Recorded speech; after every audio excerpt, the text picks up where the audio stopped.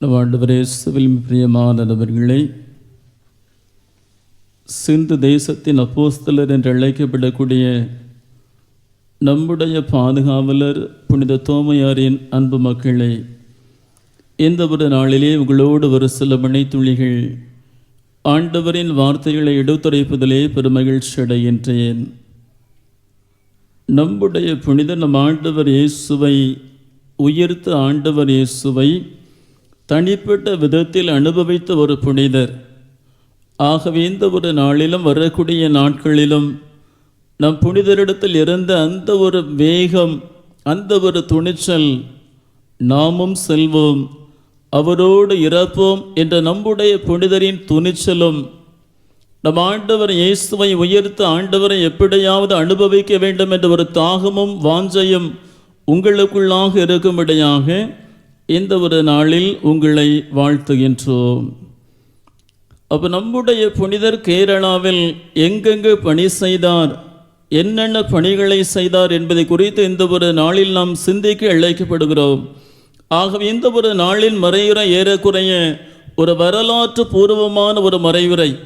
இது விவிலியத்தை அடிப்படையாக கொண்ட ஒரு மறையுரை மட்டுமல்ல, வரலாற்று கூறுகளை, வரலாற்று செய்திகளை உள்ளடக்கிய ஒரு மறையுரை. அப்போ நம்முடைய புனிதர் இந்திய தேசத்திற்கு 2 முறை வந்ததாக சொல்லப்படுகிறது. ஒரு முறை அவர் வடக்கு இந்தியாவிற்கு வந்தார். குஜராத்தில் ஆரம்பித்து மதுரா, உஜ்ஜைன் அந்த இடங்களுக்கு சென்று கடைசியாக தக்ஷீலா, இன்னைக்கு பாகிஸ்தான் தேசத்தில் இருக்கக்கூடிய தக்ஷீலா என்ற பகுதிக்கு சென்ற பிறகு அவர் திரும்ப எங்கே போகிறார்? எருசலேம் பட்டணத்துக்கு போகிறார். அதன் பிறகு 2வது முறையாக நம்முடைய புனிதர் இந்திய தேசத்திற்கு வருகிறார். அந்த நேரத்தில் தான் நம்முடைய புனிதர் கேரளாவிற்கும் தமிழகத்திற்கும் வருகிறார். அப்போ இந்த ஒரு நாளிலே கேரளாவில் நம்முடைய புனிதர் செய்த பணிகள், அவர் செய்த காரியங்களை குறித்து நாம் தெரிந்து கொள்ள அழைக்கப்படுகிறோம். அப்போ கிபி 52வது ஆண்டிலே நம்முடைய புனிதர் கேரளா தேசத்திலே முசிறி, என்ன சொல்லணும் அப்படின்னா கொடுங்கல்லூர், அதற்கு அருகாமையில் இருக்கக்கூடிய ஒரு கடற்கரை பட்டணத்தில் வந்து இறங்குகிறார். அதுதான் கேரளாவில் அவர் கால் பதித்த முதல் இடம். 52வது ஆண்டிலே முசிறி அல்லது கொடுங்கல்லூர் என்ற இடத்தில் வந்து அவர் சேர்கிறார். ஏறக்குறை கேரள மாநிலத்திலே அந்த பகுதிகளிலே அது மலபார் கோஸ்ட் என்று அழைக்கப்படுகிறது. மலபார் கடற்கரை, அது கேரள கடற்கரை பகுதிகள் மலபார் கடற்கரை பகுதிகள் என்று அழைக்கப்படுகின்றன. அப்போ அந்த பகுதிகளிலே ஏறக்குறை 7 ஆலயங்களை அவர் நிறுவியதாக, கட்டியதாக சொல்லப்படுகிறது. ஒருவேளை நம்முடைய புனிதர் 7 ஆலயங்களை கட்டினார் அப்படின்னா நம்மளை மாதிரி பெரிய பெரிய ஆலயங்களை கட்டியிருக்க மாட்டார். ஒருவேளை நம்முடைய புனிதர் என்ன செய்திருக்கலாம்? நம்முடைய புனிதர் சென்ற இடங்களெல்லாம் அருமையான ஒரு கல் சிலுவையை, கல் குருசை அவர் நடுவாராம். அப்போ நம்முடைய புனிதர் சிலுவைக்கு பெயர் போன ஒரு புனிதர். இன்றைக்கி நம்முடைய மதுரையை தாண்டி அந்த திண்டுக்கல் பகுதிகளுக்கு நீங்கள் போனீங்க அப்படின்னா நம்முடைய கத்தோலிக்க மக்கள் வைத்திருக்கக்கூடிய அந்த பூந்தோட்டங்களில், அந்த தோப்புகளில், அந்த வயக்காடுகளில் எங்கு சென்றாலும் ஒரு கல் சிலுவையினை பார்க்கலாம். நிறைய தோட்டங்களில் அந்த திண்டுக்கல் பகுதியில் நீங்கள் போனீங்க அப்படின்னா நம்முடைய கத்தோலிக்க பகுதிகள் இடங்களில், அந்த தோட்டங்களில், எல்லா இடங்களில் ஒரு கல் சிலுவை இருக்கும், ஒரு கல் சிலுவை இருக்கும். அப்போ நம்முடைய புனிதரும் சென்ற இடமெல்லாம் ஒரு சிலுவையினை நட்டிய ஒரு புனிதர். இன்னைக்கு சிலுவைகளை பார்த்தீங்கன்னா நிறைய வகைகள் உண்டு. லத்தீன் சிலுவை, கிரேக்க சிலுவை, பாப்பானவர் சிலுவை, அப்படின்னு நிறைய சிலுவை வகைகள் உண்டு. அப்போ லத்தீன் சிலுவை என்பது நாம் பயன்படுத்தக்கூடிய ஒரு சிலுவை. அப்போ நாம் பயன்படுத்தக்கூடிய சிலுவை என்ன சிலுவை? லத்தீன் சிலுவை. அதே போல் கிரேக்க சிலுவை என்ற ஒரு சிலுவை உண்டு. அது எப்படி இருக்கும்? அது அந்த கூட்டல் அடையாளம் மாதிரி 4 புறமும் சமமான அளவில் அந்த கோடுகள் தான் கிரேக்க சிலுவை. பாப்பானவர் சிலுவை, பேப்பல் கிராஸ் அப்படின்னு ஒன்று உண்டு. அது என்ன பேப்பல் கிராஸ்? அது குறுக்கு கோடு ஒன்று தான், கிடைமட்ட கோடு 3 கோடுகள், வெவ்வேறு அளவில் இருக்கக்கூடிய 3 கோடுகள். சின்ன கோடு, அடுத்து அதை விட ஒரு பெரிய கோடு, அடுத்து அதை விட ஒரு பெரிய கிடைமட்ட கோடு. இது சிலுவைக்கு பேர் என்னது? பேப்பல் கிராஸ், பாப்பானவர் சிலுவை. அதே போல ஒரு சில புனிதர்களை அடையாளப்படுத்தி கூட ஒரு சில சிலுவைகளை சொல்லுவார்கள். ராயப்பர் சிலுவை அது எப்படி இருக்கும்? அதை நாம் பயன்படுத்தக்கூடிய அந்த லத்தீன் சிலுவையை தலைகீழாக போட்டால் அதுதான் யாருடைய சிலுவை? ராயப்பருடைய சிலுவை. எதற்காக? அவர் சிலுவையில் தலைகீழாக கொல்லப்பட்டார். அதே போல அந்தோனியார் சிலுவை அப்படின்னு ஒரு சிலுவை உண்டு. அது ட்ரீ வடிவத்தில் இருக்கக்கூடிய சிலுவை.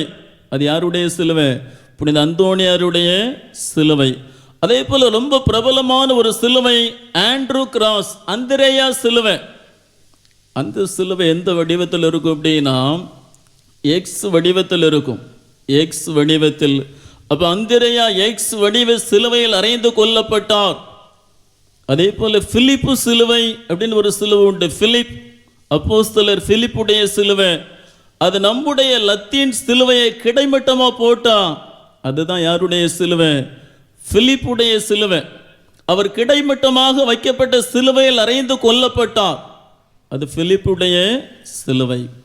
அதே போல நம்முடைய பாதுகாவலர் புனித தோமையாரின் சிலுவை என்ற ஒரு புனித தோமையாரின் குருசு என்ற ஒரு குருசு உண்டு. நான் கூட வந்த உடனே நேரே அந்த குருசை தான் போய் பார்த்தேன். ஒருவேளை அந்த கல் குருசை தான் நம்ம படிக்கக்கூடிய வரலாற்றில் படிக்கக்கூடிய தோமையாருடைய குருசு அப்படின்னு நினச்சேன். அதில் கொஞ்சம் வித்தியாசம் இருக்குது. அப்புறம் கோயிலுக்குள்ளே போனேன், எங்கேயாவது அந்த குருசு இருக்குதா, படங்கள் இருக்குதா அப்படின்னு பார்த்தா நல்ல வேளை நல்லா ஆள் உயர்ந்த புனித தோமையாருடைய குருசு அங்கே இருக்குது. அது என்ன புனித தோமையாருடைய குருசு எப்படி இருக்கும் அப்படின்னா, அந்த தோமையாருடைய குருசு படங்களிலோ அல்லது வடிவங்களிலோ இருக்கின்ற பொழுது அதில் நம் ஆண்டவர் இயேசுவின் உருவம் இருப்பதில்லை. அப்போ நம்முடைய திரு சுரூபங்களில் திரு சிலுவைகளில் நம்முடைய ஆண்டவர் இயேசுவின் உருவம் இருக்கும். சிலுவனை என்ன இல்லாமல் இருக்காது? ஆண்டவர் இயேசுவின் உருவம் இல்லாமல் இருக்காது. ஆனால் தோமையார் பயன்படுத்திய அந்த சிலுவையில் ஆண்டவர் இயேசுவின் உருவம் கிடையாது. எதுக்காக அப்படின்னா, வழக்கமாக சிலுவை என்பது கல்வாரியின் அடையாளம், இறப்பின் அடையாளம், மறைப்பின் அடையாளம், பாடுகளின் அடையாளம். ஆனால் நம்முடைய புனிதர் பயன்படுத்திய சிலுவை என்பது அது உயிர்ப்பின் அடையாளம், அது மகிமையின் அடையாளம், அது வாழ்வின் அடையாளம். நம் ஆண்டவர் இயேசு சிலுவையில் இருந்து உயிர்த்து விட்டார் என்ற உயிர்ப்பின் செய்தியினை சொல்வதற்காக நம்முடைய புனிதர் இந்த சிலுவையில் ஆண்டவர் இயேசுவின் உருவத்தை அவர் பயன்படுத்தவில்லை. அது முதல் சிந்தனை. அடுத்து அந்த சிலுவையில் பார்த்தீங்க அப்படின்னா அந்த 4 மூலைகளிலும் 4 முனைகளிலும் அந்த அந்த முனையை பார்த்தீங்க அப்படின்னா ஒரு பூ வடிவத்தில் இருக்கும். நீங்கள் தோமையாருடைய குருசு பார்த்தீங்க அப்படின்னா அந்த 4 முனைகளிலும் ஒரு பூ வடிவ ஒரு இதழ் மாதிரி இருக்கும். அது எதற்காக என்றால் அந்த சிலுவையானது வாழ்வின் மரத்தை குறிக்கிறது என்பதற்காக. அது பூ பூத்து காய் காய்த்து வாழ்வின் கனிகளை நமக்கு கொடுக்கக்கூடிய அந்த தொடக்குணிலில் ஆண்டவர் குறித்து காட்டக்கூடிய வாழ்வின் மரத்தை அது சிலுவை நமக்கு குறித்து காட்டுகிறது என்பதற்காக. அடுத்ததாக பார்த்தீங்க அப்படின்னா அது சிலுவையின் அடியில் ஒரு தாமரை மலர் இருக்கும். தோமையாருடைய குருசுல அடியில் என்ன இருக்கும்? ஒரு தாமரை மலர் இருக்கும். அந்த தாமரை மலர் என்பது இந்திய தேசத்தை குறிக்கிறது. அப்ப இந்திய தேசமாகிய தாமரையின் மீது கிறிஸ்தவ மதமானது நிலைநாட்டப்பட்டு இருக்கிற இந்த அடையாளமாக அந்த தாமரையின் மீது அது சிலுவையின நம்முடைய புனிதர் பயன்படுத்துகிறார். அடுத்ததாக பார்த்தீங்க அப்படின்னா அது சிலுவை அடியில் 3 ஸ்டெப்ஸ் இருக்கும். 3 படிகள். 3 படிகள். அது 3 படிகளுக்கு பல்வேறு அடையாளங்களை பல்வேறு விளக்கங்களை சொல்லுகிறார்கள். ஆனால் நம்முடைய புனிதரின் கூற்றின்படி அந்த 3 படிகளும் கல்வாரி படிகளை குறிக்கிறது. கல்வாரி மலைக்கு ஏறி செல்லக்கூடிய படிகளை குறிக்கிறது. ஒரு சில நபர்கள் என்ன சொல்றாங்க? அது தம திருத்துவத்தை குறிக்கிறது என்று சொல்லுகிறார்கள். ஆனால் நம்முடைய புனிதரின் விளக்கத்தின்படி அது கல்வாரியின் படிகளை குறிக்கிறது. அப்போ கல்வாரியின் படிகளை ஏறாமல் அந்த மாட்சியை நாம் அடைய முடியாது. அது சிலுவை குறித்து காட்டக்கூடிய வெற்றியின் மாட்சியை எந்த ஒரு நபரும் அடைய முடியாது. அப்போ மாட்சியை பெற்றுக்கொள்ள வேண்டும் என்றால் அந்த கல்வாரி படிகளில் ஏறியே ஆக வேண்டும். அடுத்ததாக கடைசியாக நீங்கள் பார்த்தீங்க அப்படின்னா அது சிலுவையின் மேலே தலையில் ஒரு புறா வடிவில் ஒரு அடையாளம் இருக்கும். புறா அப்படின்னாலே நம்ம பிள்ளைங்க உடனே சொல்லுவாங்க, யாரை குறிக்கிறது? அது தூய ஆவியாரை குறிக்கிறது பாருங்க. அப்போ நம்முடைய புனிதர் பயன்படுத்திய அந்த ஒரு சிலுவை எந்த அளவுக்கு அதிகமான அடையாளங்களை நமக்கு கற்றுத்தருகிறத பாருங்க. அப்போ நம்முடைய புனிதர் எந்த இடங்களுக்கெல்லாம் சென்றாரோ அந்த இடங்களிலே ஒரு சிலுவையினை முதலில் நட்டு வைத்த ஒரு சிறிய ஆலயத்தை கட்டி எழுப்பினாராம். இப்படியாக கேரள மாநிலத்திலே 7 ஆலயங்களை அவர் கட்டி எழுப்புகிறார். அப்போ முதலாவதாக அவர் கட்டி எழுப்பிய ஆலயம் கொடுங்கல்லூர் என்ற இடத்துல. எந்த இடம்? கொடுங்கல்லூர். அப்போ கொடுங்கல்லூர் என்ற இடத்துக்கு போறாரு. அங்கே நிறைய பிராமணர்களை பார்க்கிறார். நிறைய பிராமணர்களை அவர் பார்க்கிறார். அப்போ முதல்ல அந்த கொடுங்கல்லூர் என்ற இடத்துல அவர் நிறைய பிராமணர்களை அவர் மனமாற்றுகிறார். அப்போ அந்த ஒரு நாளில் நிறைய பிராமணர்கள் நம்முடைய புனிதரால் மனமாற்றப்பட்டார்கள். அதில் ஒரு பிராமணர் பேர் தான் மாலிக்கல் தாமஸ் ரம்பன். மாலிக்கல் தாமஸ் ரம்பன். மலையாளத்தில் ரம்பன் அப்படின்னா முனிவர் அல்லது சாமியார் அப்படின்னு அர்த்தம். அப்போ இந்த ஒரு நபர் தான் நம்முடைய புனிதரால் மனமாற்றப்பட்ட அந்த பிராமணராகிய மாலிக்கல் தாமஸ் ரம்பன் தான் நம்முடைய புனிதரின் வாழ்க்கை வரலாற்றை பணிகள் அனைத்தையும் ஒரு பாடல் புத்தகமாக எழுதுகிறார். அந்த பாடல் தொகுப்பிற்கு தான் ரம்பன் பாட்டு அப்படிமாங்க. ரம்பன் பாட்டு. அவர் தொகுத்தளித்த நம்முடைய புனிதரின் வாழ்க்கை வரலாற்றை ரம்பன் பாட்டு என்று அழைப்பார்கள். அப்போ எங்கெல்லாம் நம்முடைய ஆலயங்களில் திருவிழாக்கள் சிறப்பிக்கப்படுகின்றனவோ, எந்தெந்த இடங்களில் திருமண வீடுகள் திருமண வைபவங்கள் நடத்தப்படுகின்றனவோ அந்த இடங்களில் அந்த பாட்டுகள் பாடப்படும். ஒவ்வொரு இடத்துல ஒவ்வொரு திருவிழாவில் நம்முடைய புனிதரின் வாழ்க்கை வரலாற்றை விவரிக்கக்கூடிய இந்த ரம்பன் பாடல்களை பாடுவார்களாம். அடுத்ததாக 2வது அவர் எங்கே போகிறார் அப்படின்னா கொல்லம். ஒரு பெரிய வாணிப நகரம், இன்றைக்கும் கூட ஒரு பெரிய வாணிப நகரம். அந்த கொல்லத்தில் அதிகமான செட்டியார்கள் வாழ்ந்து வருகிறார்கள். அதிகமான செட்டியார்கள். அந்த செட்டியார்கள் ஒரு சில நபர்களை நம்முடைய புனிதர் மனமாற்றுகிறார். அங்கே என்ன நடக்குது அப்படின்னா, அப்போ ஒரு சில செட்டியார்களுக்கு நம்முடைய புனிதரை பிடிக்கலை. அப்போ நம்முடைய புனிதரை எப்படியாவது பழி வாங்க வேண்டும், துரத்த வேண்டும் என்பதற்காக, ஒரு அவ பெயரை உண்டாக்க வேண்டும் என்பதற்காக ஒரு சம்பவம் நடக்குது. ஒரு திருமணம் முடியாத ஒரு பெண்மணி ஒரு குழந்தையை பெற்றெடுக்கிறார். அப்போ இவருக்கு பிடிக்காத செட்டியார்கள் என்ன செய்கிறாங்க, அந்த பெண்ணிடத்தில் போய், பெண்ணின் தகப்பனாரிடத்தில் போய், இந்த குழந்தைக்கு தகப்பன் என்பது தோமையார் என்பதை இந்த ஊருக்கு சொல்லுங்கள் அப்படின்னு செய்யறாங்க, தூண்டி விடுறாங்க. அந்த பெண்மணியின் தகப்பனார் வாயை திறக்கல. அந்த ஊர் கூட்டம் கூடுகிறது. அந்த அவருக்கு பிடிக்காத செட்டியார்கள் நம்முடைய புனிதரை பழித்துரைப்பதற்காக அவ பெயரை ஏற்படுத்துகிறார்கள். அப்போ நம்முடைய புனிதரை பாருங்க, அந்தோணியரை போல் அவர் என்ன செய்கிறாரு, அது சிறு குழந்தை இடத்துல கேட்கிறார், உன்னுடைய தகப்பன் யார் என்று கேட்ட பொழுது பேச முடியாத அந்த குழந்தை வாய் திறந்து பேசி அந்த கூட்டத்து மத்தியில் இருந்த ஒரு ஆண்மகனை கை காட்டியது. இவர் தான் என் அப்பா அப்படின்னு கை காட்டுறது எல்லாருக்கும் ஆச்சரியம். அன்றைக்கு நிறைய செட்டியார்கள் கிறிஸ்தவ மறையனை ஏற்றுக்கொண்டார்கள். அப்போ இது நடந்தது கொல்லத்தில். அப்போ கொடுங்கல்லூர் அங்கே ஒரு ஆலயம், அடுத்ததாக கொல்லம் அங்கே ஒரு ஆலயம், அடுத்ததாக நம்முடைய புனிதர் சென்ற ஒரு இடம் கோக்கமங்கலம் என்ற ஒரு இடம். அங்கே போகிறாரு. அங்கேயும் மனமாற்றுகிறார். அங்கே நிறைய பிராமணர்களையும் நாயர்களையும் மனமாற்றுகிறார். பாருங்க, இவர் மனமாற்றாத நபர்களே கிடையாது. அங்கே என்ன நடக்குது அப்படின்னா, கோக்கமங்கலத்தில் அப்போ நம்முடைய புனிதர் ஒரு மர சிலுவையினை அந்த இடத்தில் நட்டி ஒரு ஆலயத்தை கட்டி எழுப்புறாங்க. எழுப்பிட்டு அவர் என்ன செய்கிறார், ஒவ்வொரு இடத்துல ஆலயத்தை கட்டி எழுப்பி மக்களை மனமாற்றிட்டு அடுத்த ஊருக்கு போயிடுவார்.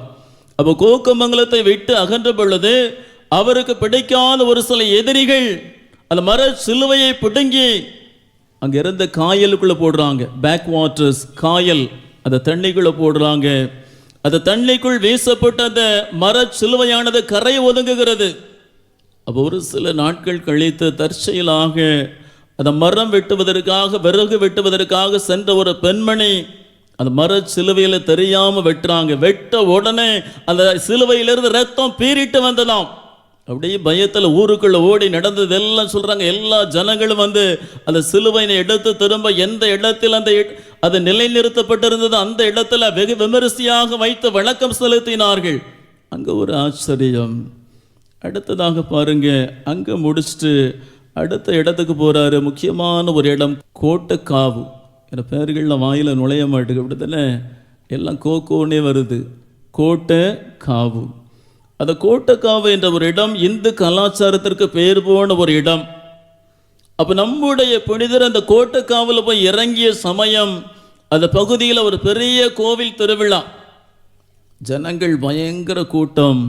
அந்த ஜனங்கள் என்ன பண்ணுறாங்க, ஒரு பெரிய யானையின் மீது அந்த சாமி சிலையை வைத்து பவனியாக அழைத்து செல்கிறார்கள்.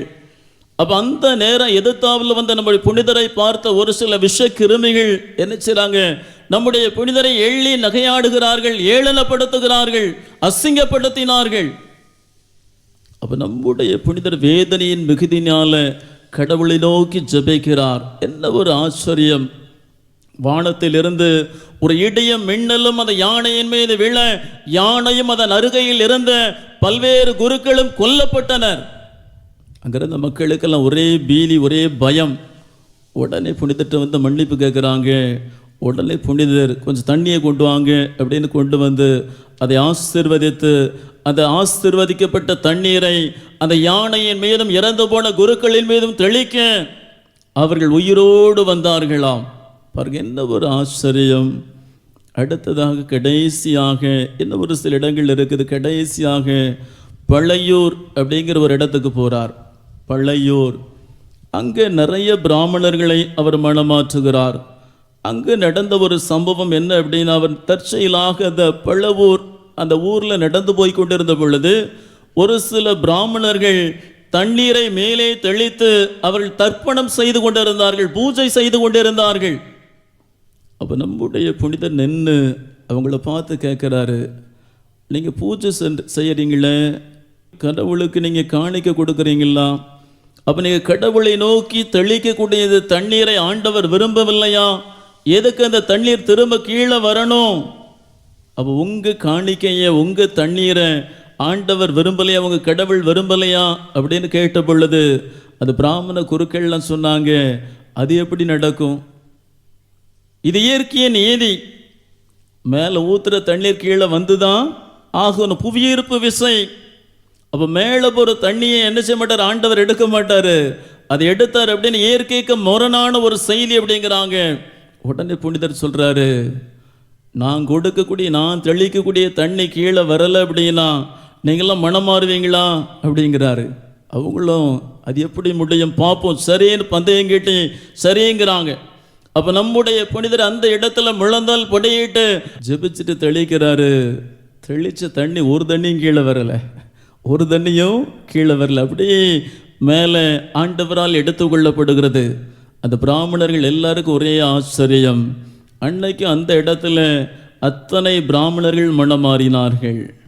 அப்போ பாருங்க, நம்முடைய புனிதர் கேரள மாநிலத்தில் பல்வேறு இடங்களில் பல்வேறு நபர்களை மனமாற்றினார். அப்போ சென்ற இடங்களிலெல்லாம் மிகவும் தைரியத்தோடு பல்வேறு நபர்களை ஆண்டவருக்குள்ளாக அழைத்து வந்த ஒரு புனிதர். அப்போ இந்த ஒரு நாளில் நம்முடைய புனிதரின் வாழ்க்கையிலிருந்து நாம் எதை கற்றுக்கொள்ள முடியும் என்றால், அந்த நற்செய்தி அறிவிக்கக்கூடிய ஒரு தாகம், அந்த நற்செய்தி அறிவிக்கக்கூடிய ஒரு தாகம்.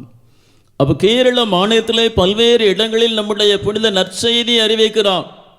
இன்னும் இன்னைக்கு கூட ஒரு சில நபர்கள் சொல்லுவாங்க, தோமையார் இந்தியாவுக்கு வரலை, அதெல்லாம் புனைக்கதை, அதெல்லாம் பொய், ஆதாரங்களே கிடையாது அப்படிம்பாங்க.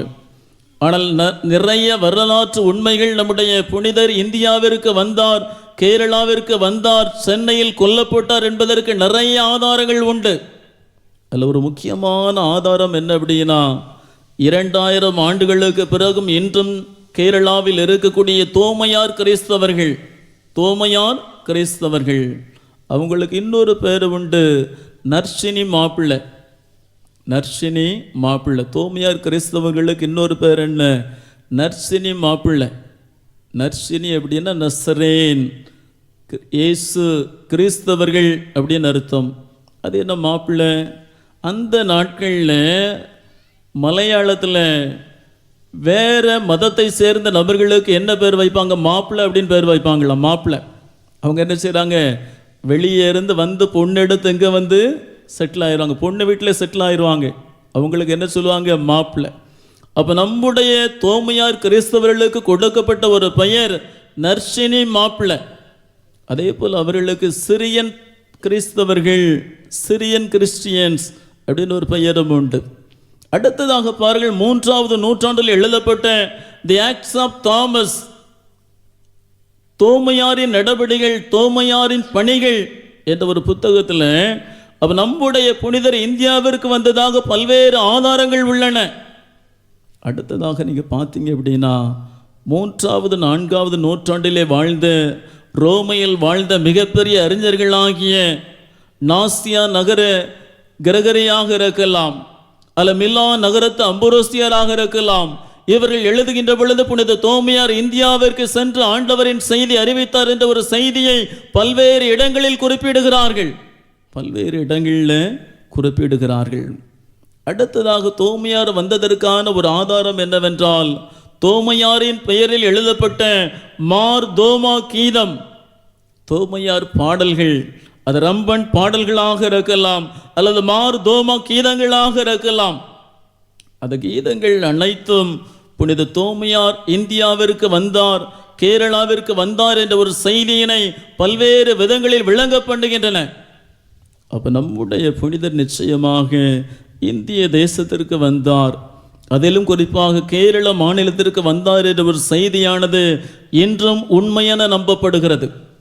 அப்போ நம்முடைய புனிதரின் வாழ்க்கையில் இருந்து நாம் கற்றுக்கொள்ளக்கூடிய ஒரு பாடம், ஆண்டவரின் செய்தியினை, ஆண்டவரின் நற்செய்தியினை உலகம் முழுவதும் முடிந்த அளவு அறிவிக்கக்கூடிய ஒரு வாஞ்சை. அப்போ ஆண்டவரின் செய்தியினை அறிவிக்கக்கூடிய ஒரு வாஞ்சை இருக்கணும், ஒரு வாஞ்சை இருக்கணும். நம்மள எத்தனை பேர் ஆண்டவரின் செய்தி அறிவிக்கிறதுக்கு வாஞ்சை இருக்கு? நம்மால் முடிந்த வழிகளில் முடிந்த நபர்களுக்கு படிக்கக்கூடிய இடங்களாக இருக்கலாம், பணி செய்யக்கூடிய இடங்களாக இருக்கலாம். அப்போ முடிந்த இடங்களில் முடிந்த நபர்களுக்கு ஆண்டவரின் செய்தியினை, இந்த நற்செய்தியினை அறிவிக்கக்கூடிய நற்செய்தியின் தூதுவர்களாக நாம் மாற வேண்டும். அதுதான் நம்முடைய புனிதர் கேரள மாநிலத்தில் செய்த பணிகளிலிருந்து நாம் கற்றுக்கொள்ளக்கூடிய ஒரு பாடம். அப்போ கேரள மாநிலம் முழுவதும் சென்ற இடமெல்லாம் பல்வேறு அற்புதங்களை செய்தான். அப்போ யார் அற்புதங்களை காண பண்ண முடியும்? அற்புதங்களை பண்ண முடியும் யார் ஆண்டவரோடு இணைந்திருக்கிறார்களோ அவர்கள் அற்புதங்களை காண பண்ண முடியும். அப்போ நம்முடைய புனித தோமையார் ஆண்டவரோடு தன் வாழ்க்கையை முழுவதுமாய் இணைந்திருந்தான். அப்போ நம்முடைய தோமையாரை போல நீங்கள் உங்கள் வாழ்க்கையில், குடும்பங்களில் அற்புதங்களை காண வேண்டும் என்றால் நீங்கள் ஆண்டவரோடு இணைந்திருக்க வேண்டும். ஆண்டவருக்குள் வைராக்கியமுள்ள நபர்களாக வாழ்கின்ற பொழுது தோமையாரின் வாழ்க்கையில் ஆண்டவர் செய்த அதே அற்புதங்களை உங்களது வாழ்க்கையிலும் உங்களது குடும்பங்களிலும் ஆண்டவர் காண பண்ணுவார். ஆகவே அந்த ஒரு நம்பிக்கையோடு வரக்கூடிய நாட்களில் நம்முடைய புனிதரின் பரிந்துரையோடு ஆண்டவர் நம்முடைய குடும்பங்களிலும், நம்முடைய வாழ்விலும், நம்முடைய தொழில் காரியங்களிலும் அவர் அற்புதங்களை செய்யும்படியாக இந்த வழிபாட்டில் நாம் தொடர்ந்து ஜெபிப்போம். ஆமென்.